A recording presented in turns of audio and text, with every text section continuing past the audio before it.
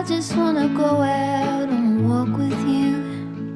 Baby, you know I just like to talk with you. You don't have to tell me anything that's new. I just wanna go out and walk with you. Hello everybody, welcome back. This week I am taking a few days and spending some time here in Yunnan. I'm gonna be in Dali, which is where I am now for a few days. It's been raining all morning, but now it has come to an abrupt stop, so I'm taking a walk in the city, in the Old Town. No agenda today, just to walk around and see what's happening.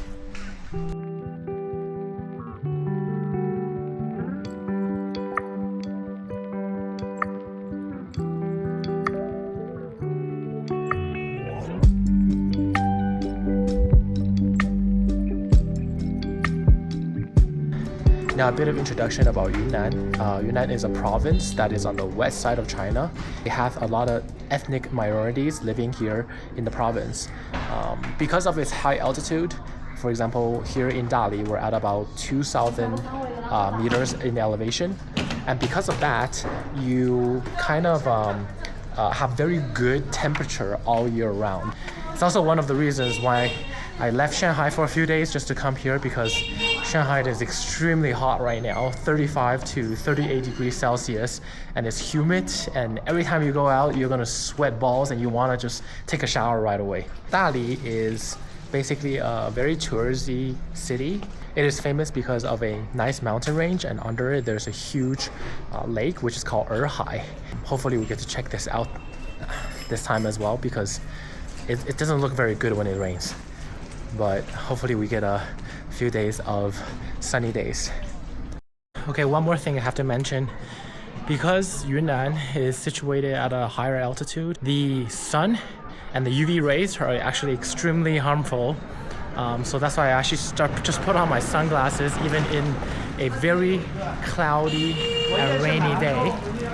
You can still feel like your eyes are getting destroyed by UV. And in this weather, you should always also wear long sleeve and get sun protection. If you're wearing short sleeves, put a lot of sunscreen, or else you're gonna get burned pretty bad here.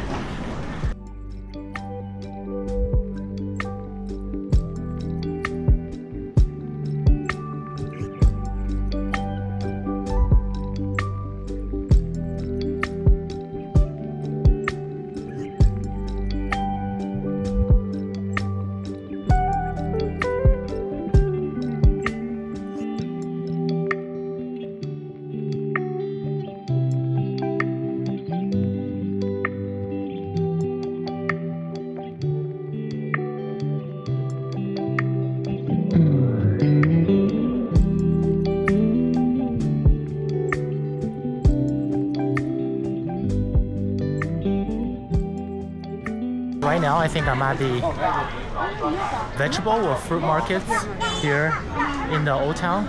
Oh, Dali is also very famous for, well, Yunnan in general, famous for mushrooms.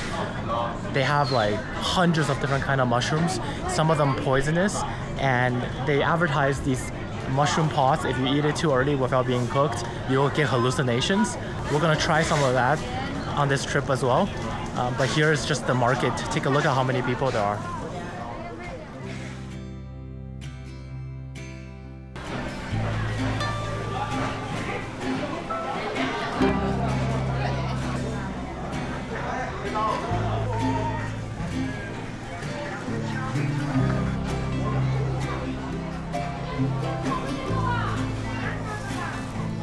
Wow, these tomatoes are so red.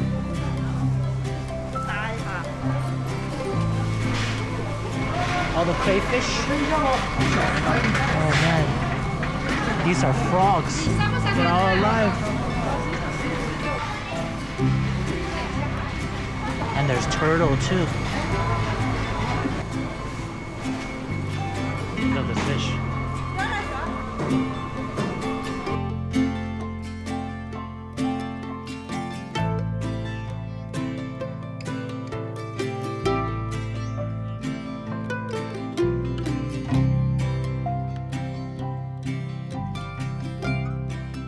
是在这排队需要拿号吗？不用，您直接说就可以。 OK 前面没有多少了。这里边什么都可以加，还是就是有固定的？可以加。哦，你给我推荐一个加什么好吃？加菌子的要多一点，菌子油条。菌子油条是吧 ？OK， 给我来一个菌子油条，再加点里脊肉。好的。I just bought this big white dumpling thing. This is a local delicacy called 饵块. Effectively, it's a kind of a thick rice pita kind of stuff. It looks like how you make actual dumplings, and inside of it you can stuff anything you want. But normally, what you put into here is like mushrooms, a youtiao, which is a fried dough that people usually eat for breakfast. And you can put some meat in it. So I chose a bit of pork. You can also put sausages in it. This is, number one, is humongous. I have no idea what it tastes like, so let's take a try.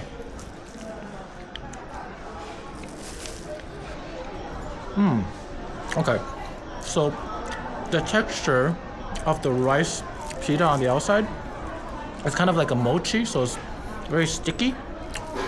Oh, and the mushroom is basically the fermented mushroom I saw earlier in the market. They put it in here. There's a bit of spicy sauce, a little bit of sweet sauce, so it's a combination of savory and sweet. Take a look. A lot of stuffing. This is really heavy, like carb loading. I don't think I can finish the entire thing. It's quite delicious though, because of the combination of the soft, chewy on the outside with the crispy youtiao in the inside, and the savory plus the sweet combination as well. Wow.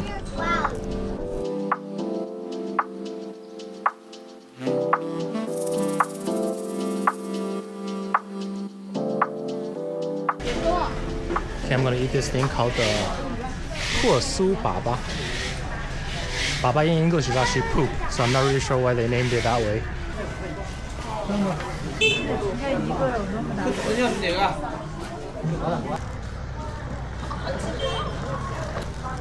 Once again, I've overcommitted on my afternoon snack, which includes the previous big dumpling. Now I just got a nice freshly squeezed, I guess, corn juice, and it's warm. It didn't have any extra sugar added. It's actually very delicious. Just tastes like corn in a liquid form. Big freaking poo-poo pita, that's what they call it. I don't know how to translate this. But what it has is they have two different versions. One is a sweet version, which is one I got, and one is a savory version. So the sweet version has the flower petal plus brown sugar as stuffing, versus the savory one is more spring onions and there's a little bit of meat sprinkle on top of it.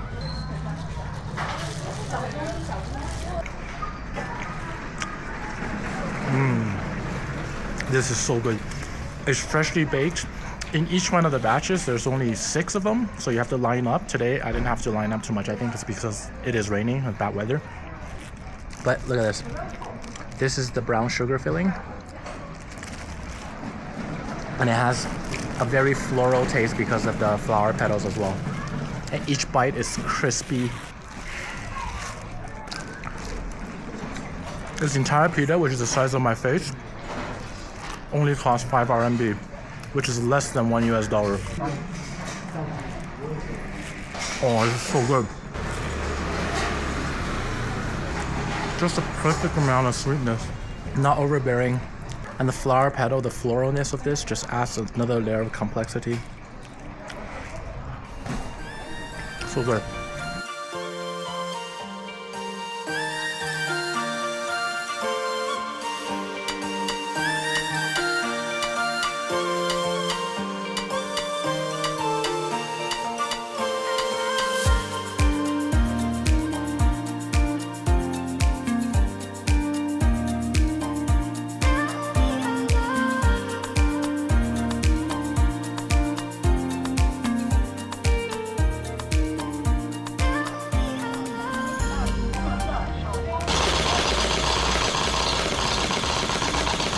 Yunnan is also very famous for tea.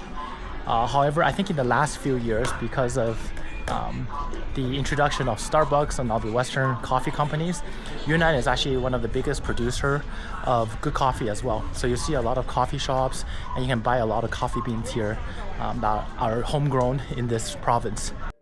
So I'm at this nice coffee shop. The owner just introduced me to some of the local delicacies and beans. They have their whole refinement process downstairs, roasting plus the separation between the good and bad beans and all the packaging, and they do a whole manual process of selecting the beans as well. Coffee is actually pretty good, so if anybody is in Yunnan, I recommend to try some of these local coffee shops. Now I was just watching some of the clips I just filmed, and I just wanted to talk a little bit about my whole, I guess, new learning experience on this whole vlogging situation. I know this is like my third vlog, but here is just a total beginner honest review and I guess challenges. So let me know if some of you are also trying to start vlogging or you guys are expert. You can give me some tips about this as well. So the first thing is how uncomfortable it is to talk to a camera. I'm a very extroverted person. I'm very used to talking to people face to face. However, looking at this like one dot over here with like no facial reaction is just a lens, it's extremely uncomfortable for me. On top of that, if you vlog, you gotta walk outside in the crowd. Sometimes people look at you and you're very self-conscious, like, oh, do they think what I'm saying is stupid? And a lot of time you don't know what to say and you stutter and you have to retake a lot of these filming as well.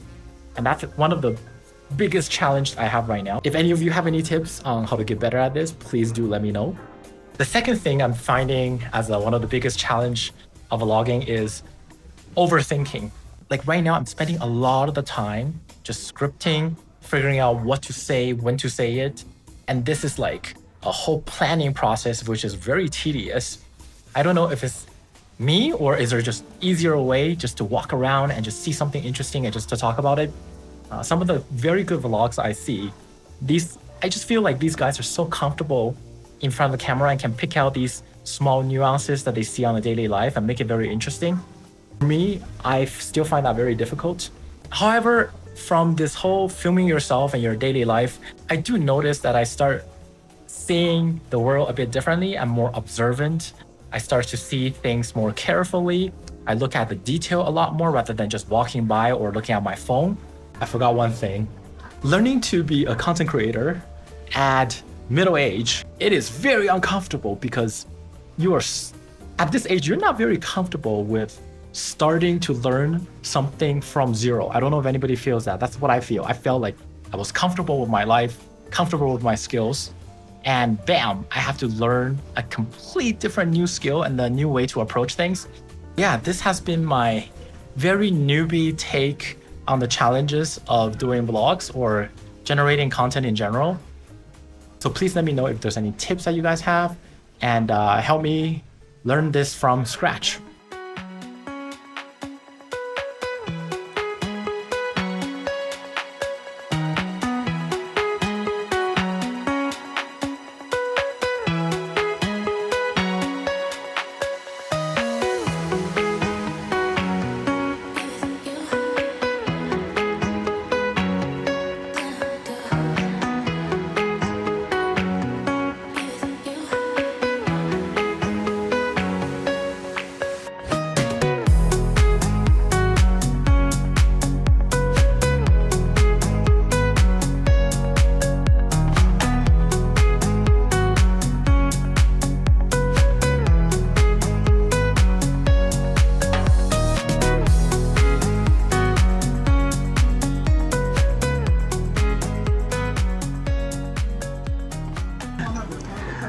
So after the mushroom is cooked, they're gonna take a sample of the soup in here, just in case if you go to the hospital or whatever, they can use this to test if it's a problem from this shop or not.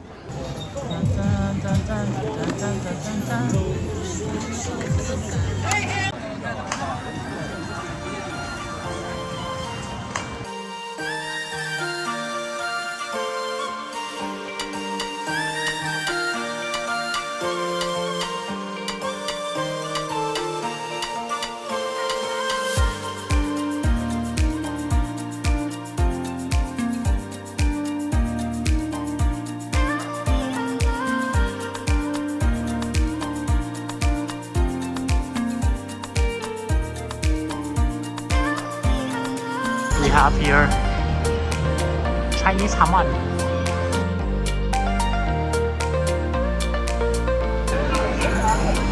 Okay, this is cleaning people's ear.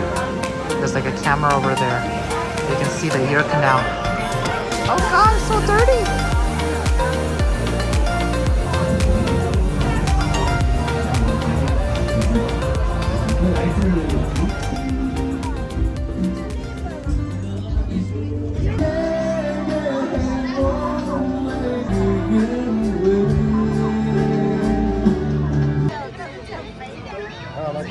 来了，在这让他吃一点。我去，你给他吃，背一去，去，空心的了啊！你慢慢吃，慢慢吃，慢慢吃，吃，鸡大一点。来，你慢慢吃，你慢慢吃。你把大小吃怀孕了，来，你慢慢吃。哦，妈妈。He's telling me to do it slower. 你慢慢的吹，你慢慢吹，你慢慢的吹。OK， 吹小一点。力气好大。哇，大象。两个慢点。Deformed elephant. 扫码了吗？没扫码，一会儿码。I got my elephant. A very deformed looking elephant. 为你用难忘的把原地打了，就不敢继续往前走。为什么也要这么的脆弱堕落？记忆里大概念是看见多少个为生命在努力，勇敢的走下去。我们是不是该知足，珍惜一切，就算没有用。